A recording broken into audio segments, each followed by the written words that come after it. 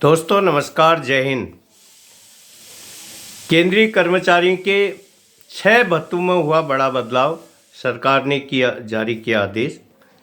आज यदि आप केंद्रीय कर्मचारी हैं या पेंशनर हैं तो ये खबर आपके काम की है। दरअसल डीओपीटी जो कार्मिक विभाग है, अप्रैल 2024 को ऑफिशियल एक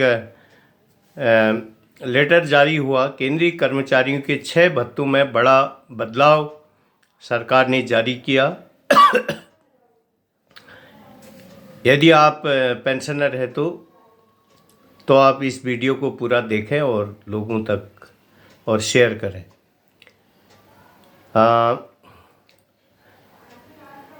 दरअसल कार्मिक प्रशिक्षण विभाग यानी डीओपीटी ने जो है 2 अप्रैल 24 को एक ऑफिशियल मेमोरेंडम जारी किया। इसके मुताबिक केंद्र सरकार के 6 तरह के भत्ते में बढ़ोतरी की गई है। 6 तरह के। बता दें कि सरकार ने जनवरी से जून तक के जो केंद्रीय सरकारियों के भत्ते को 4% बढ़ाकर 50% कर दिया था। ये आपके इसमें आ गया है, ये 1 जनवरी से लागू था।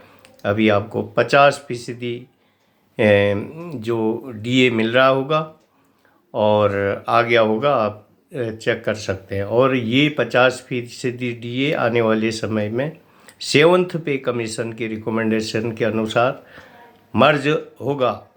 ऐसा 7th पे कमीशन का रिकमेंडेशन है।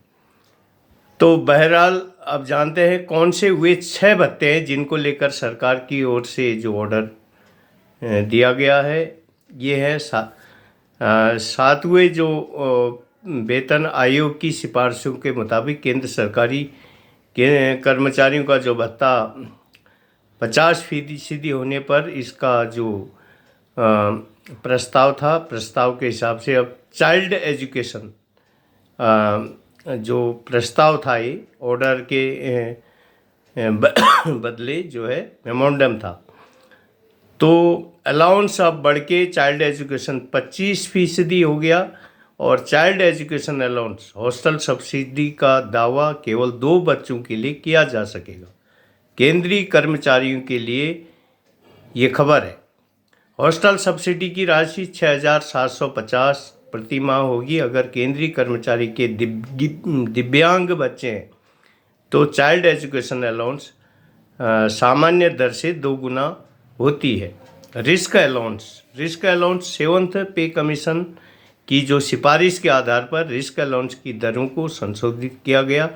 रिस्क अलाउंस उन कर्मचारियों को दिया जाता है जो जोखिम भरे काम करते हैं।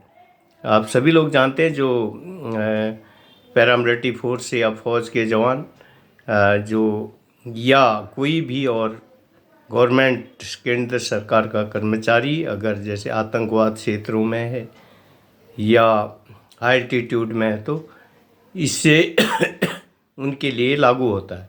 इसके अलावा जिनके काम की वजह से स्वास्थ्य पर हानिकारक प्रभाव पड़ता है, कहीं प्रदूषण वाली जगह पर है तो वहाँ उनको भी, जो इंडस्ट्रियल एरिया में जहाँ प्रदूषण ज़्यादा है।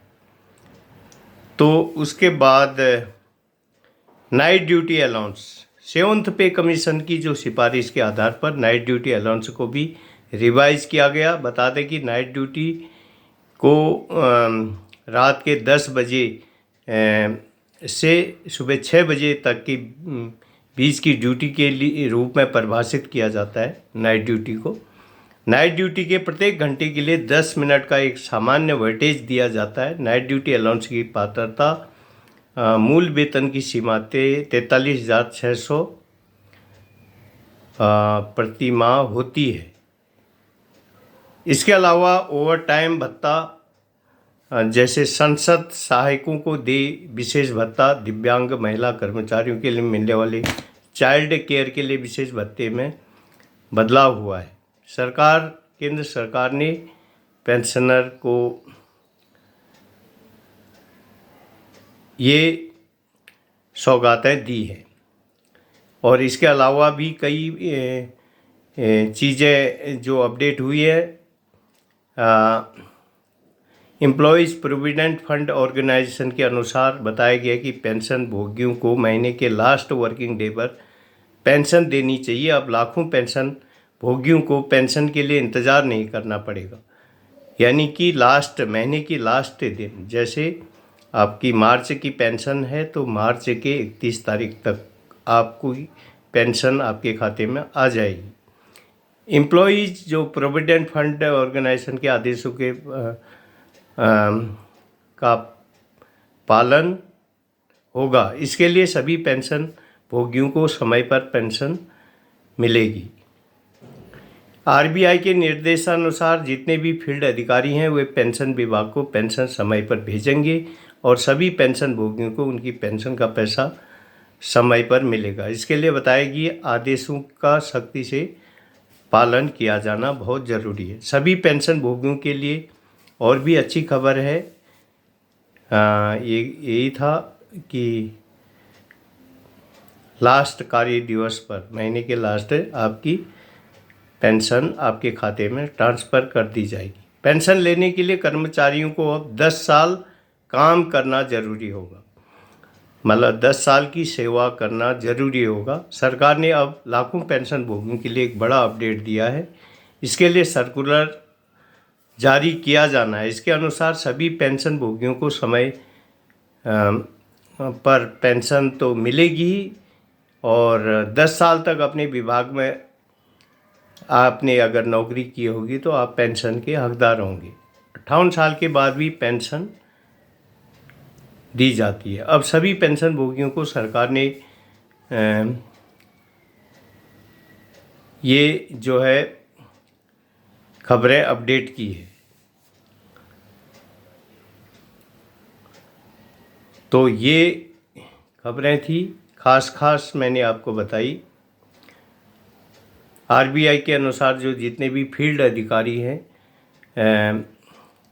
उनकी पेंशन को वे पेंशन विभाग को पेंशन समय पर भेजेंगे और इसका सख्ती से पालन होगा। सभी पेंशन भोगियों के लिए ये खबरें अपडेट है।